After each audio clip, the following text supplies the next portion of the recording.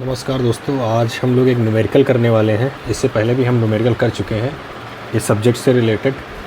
तो आज हम फिर से न्यूमेरिकल करेंगे और बहुत इंपॉर्टेंट न्यूमेरिकल है ये। आपकी बुक में भी मिल जाएगा और आपको स्क्रीन पे शो होने की ज़रूरत नहीं, मैंने बना ही दिया पूरा डायग्राम। इसमें आपको इंटरनल रेजिस्टेंस पूछा गया आपसे, सर्किट का रेजिस्टेंस, इंटरनल रेजिस्टेंस जो कि दिखाया गया है स्मॉल आर के साथ में। ठीक है, तो इंटरनल रेजिस्टेंस बहुत ही छोटा रेजिस्टेंस होता है, इसलिए इसमें स्मॉल आर दिखाया गया। जो हमारा कैपिटल आर होता है, ये हमारे कैपिटल आर है। ठीक है, ये होते हैं रेजिस्टेंस, मतलब इनकी कुछ ज़्यादा वैल्यू होती है, इसकी वैल्यू बहुत कम आती है।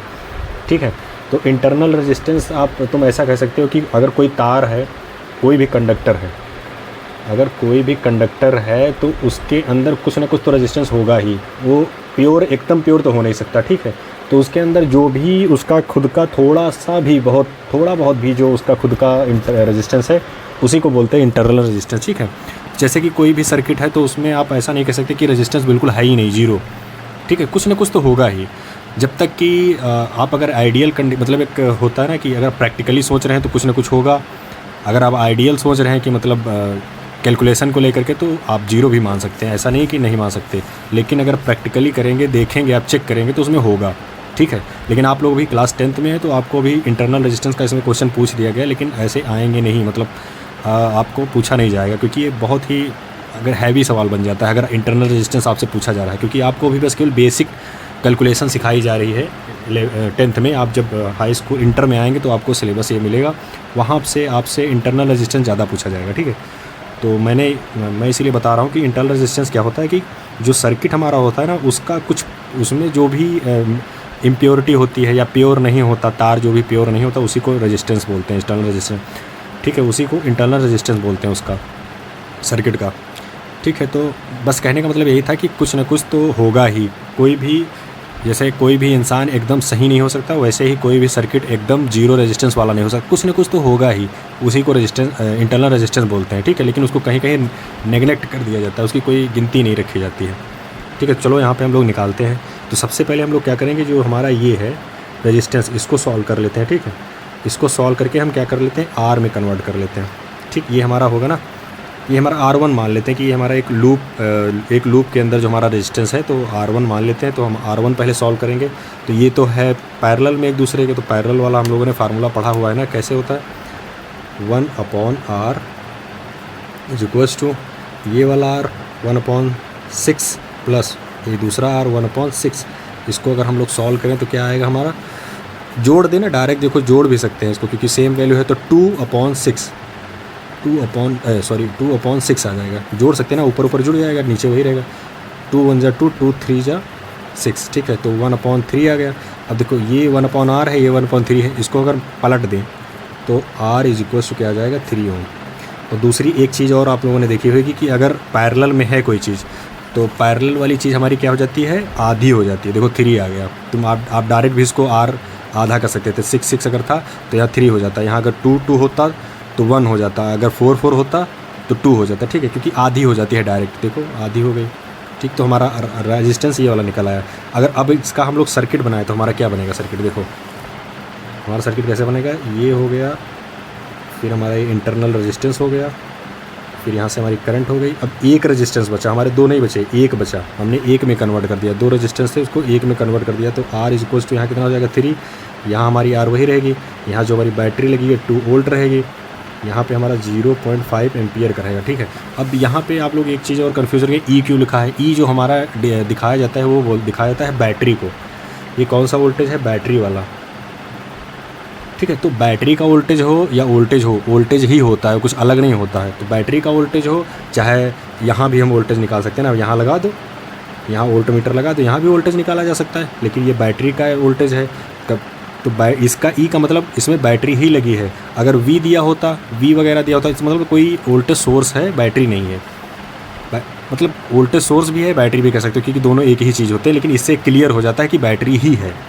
वोल्टेज अगर लिखा होता, यहाँ पे अगर V होता तो इसका मतलब होता है कि ये वोल्टेज सोर्स है कोई।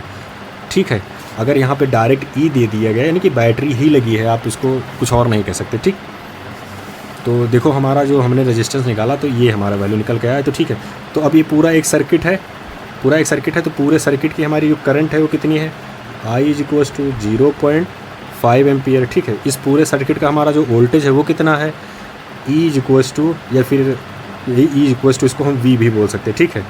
E is equals to 2 volt है, क्योंकि देखो यूनिट सेम आ रही है ना, वोल्ट वोल्ट दोनों की यूनिट सेम आ रही है। अब टोटल रेजिस्टेंस इसमें कितना होगा, तो ये रेजिस्टेंस क्या है, सीरीज़ में रेजिस्टेंस क्या जुड़ जाएंगे। तो हमने R टोटल यहाँ छोटा सा लिख लिया कि टोटल, जिससे हमें पता चले R टोटल है।